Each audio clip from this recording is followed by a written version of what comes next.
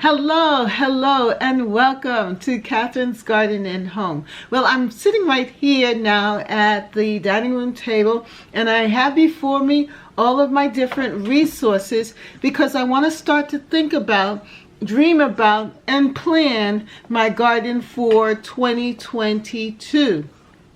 One of the things that I'm doing also is going back and looking at my different garden areas and also looking at the garden from the spring all the way through to the autumn or harvest time.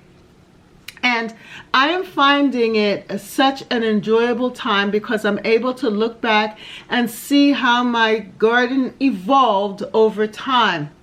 And this section that I'm going to be looking at are the special or unique plants that I had in the garden. The things that I tried for the first time. Like my hibiscus. My hibiscus are so beautiful. And it's something that I definitely would like to do again in my garden. I also had caladiums, which were very easy to grow, and I found the right location so that they can grow and be warm and also show them off, and I can enjoy them all throughout the summer. And the cannas graced my deck, adding such great color to the close-up deck area in which I was able to observe them and admire them on the deck. And I just loved the dahlias. The year before I didn't have the same success, but this year I figured it out, or the 2021 season, I figured out what to do with the dahlias and how to make them grow and thrive and look great in my garden. And they ended up lasting a very long time. So this year I want to do the same thing with them. When I go to Costco, hopefully they'll have them at Costco, I know what I want to pick up as far as the exotics, the summer bulbs and flowering plants. I also want to get elephant ears this year. That's something that I would like to try new in the garden. And there may be some other bulbs or summer bulbs that I would like to experiment with as well.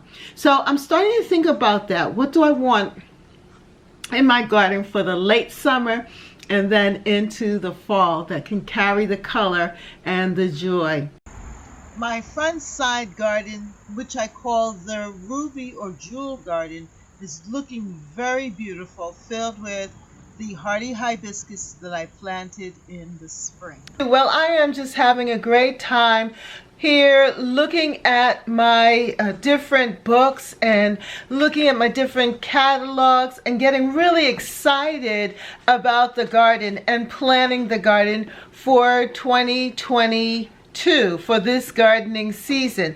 And of course I am using my journal, the Intentional Garden Journal 2020, a garden to call my own, and I'm finding it to be very helpful in organizing my thoughts about what I want to have in my garden. Well, I've been thinking about the flowers. Definitely want a cut flower garden, and of course I've been using this resource here, and this is so beautiful. I love the way that she has put it together here with the cut flower garden book.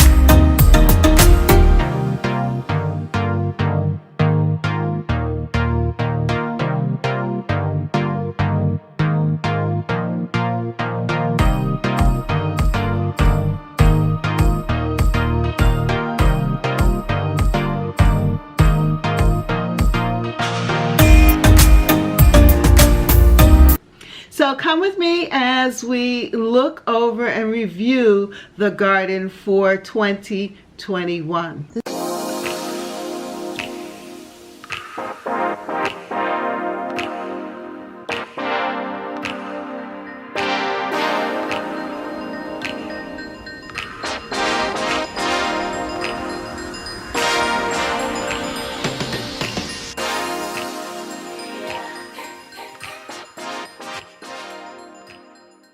This has become one of my favorite views of this side garden.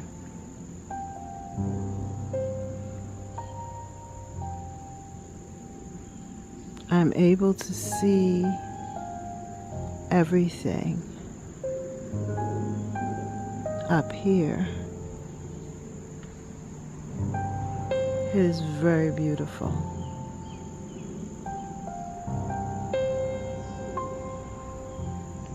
The squash is just climbing through.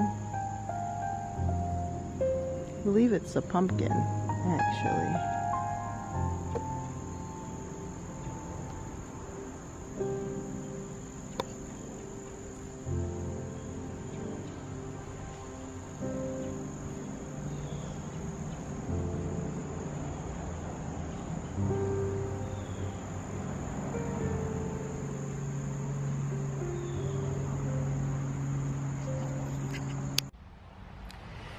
The garden is changing and we are designing this new part of the garden. The tea garden is coming together here.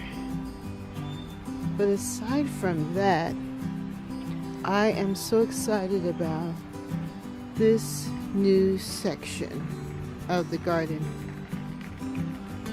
This morning I was able to come on out and plant in the hibiscus.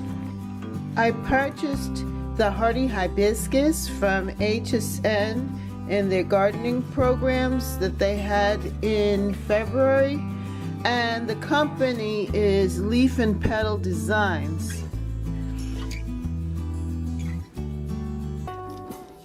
They came 3 bare root hibiscus divisions in the package, and they were shipped in a plastic bag and in the box, and I decided that I didn't want to delay in planting them out.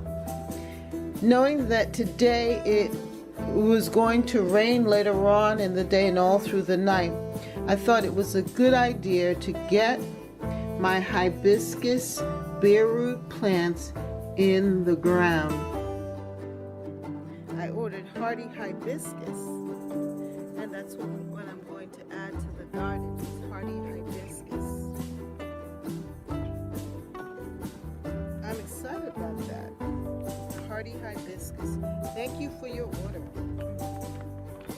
And yes, they show you the 3 different root balls here. Now this one is a good size. That's a really good size. That looks really good. I remember when I saw these hibiscus, the hardy hibiscus, being advertised on HSN. It was so beautiful and luscious, and I just wanted to have them in my garden.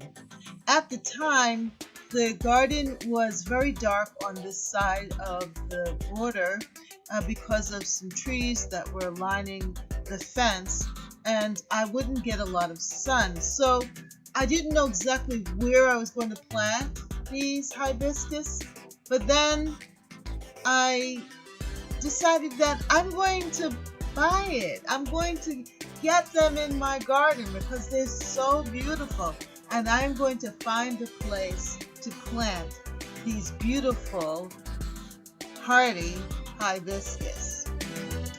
This flowering shrub is Midnight Marble, and it is beautiful. I love the deep center color with that white interior, and also it seems to be very prolific in the fact that there are a lot of blooms or buds at the top that are going to bloom. Now the other thing with hibiscus is that the flower lasts only for a day. It's almost like daylilies to me, in that you have to catch that bloom. By the way, this hydrangea is a new plant in my garden along with the hibiscus.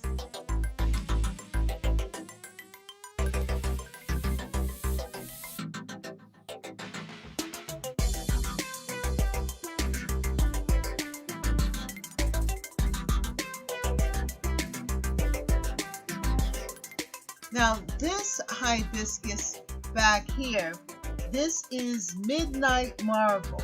Midnight Marvel, and I think it is beautiful with this just rich, deep tone, and there isn't anything but the beauty of the bloom and the swirl of the petals.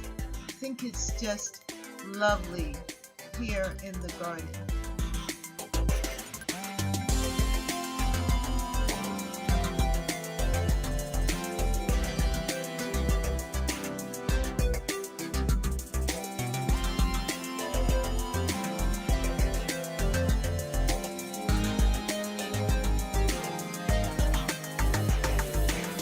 For some reason, the Midnight Marvel on the other side of the garden is a little more ruffly, a little more bigger, and a little more intense.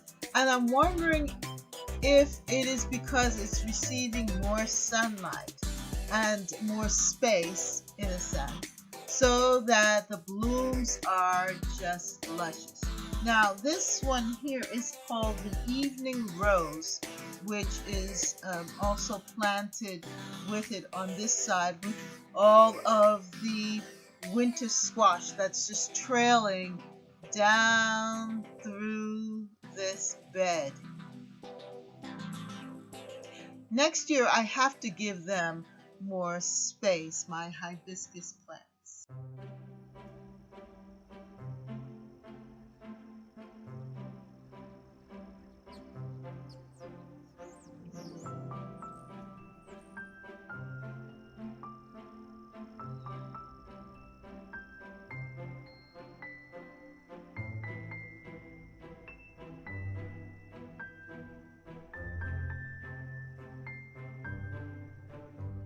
Next year, what I'm going to do is give them more room so that they can grow out and probably stand out even more. But also I'm going to provide some kind of support or cage for them so that the leaves won't flop, especially when there are so many beautiful blooms on the branches. Well, if you like this video, make sure that you like, share, and subscribe, and comment down below about what you've seen, and if you are growing hibiscus too, the hardy hibiscus in your garden. Please leave a comment down below, and thank you so much for watching. Let us continue to step outside of our comfort zone and try new and different beautiful plants to add to our gardens. And start dreaming now as we grow, grow, grow, grow together. What are you doing right now for your garden? And are you coming up with gardening plans? What are you starting to look at and observe? And are you thinking about adding something exotic to your garden, something different? I know that I looked at the flowers and that whole idea of having a cut flower garden, and then the idea of increasing my vegetables by looking at the different types of vegetables that I want to add, and if there are any new or different varieties that I would like to add to the garden. And then thinking about these exotics, the dahlias, the caladiums, the cannas. And I think I want to add elephant ears this year to the garden. So now with all of this, where am I going to place them? How is it going to look? That's why it's important to go back and see what thrived, where, and how did they do it? How did I get it to work? What was it that made it thrive in that particular location? So these are the questions that we want to ask, and so that's why it's important to document it and to even write it out. So I am still in my journal in the planning and dreaming stage. That's right. That's where I am, at the planning and dreaming stage. So I'm going to be looking at my growing zone, the average last frost date in the spring, and the average frost date, first frost date in the autumn. And here we are. What do I want the spring garden to look like? What do I want the summer garden to look like? And summer. And what I want the fall garden or autumn garden to look like. And then of course, coming right back around to winter. But of course, we want to get started on this and just enjoy it. So this is really the time to observe and look back at and reflect on what the garden looks like for 2021.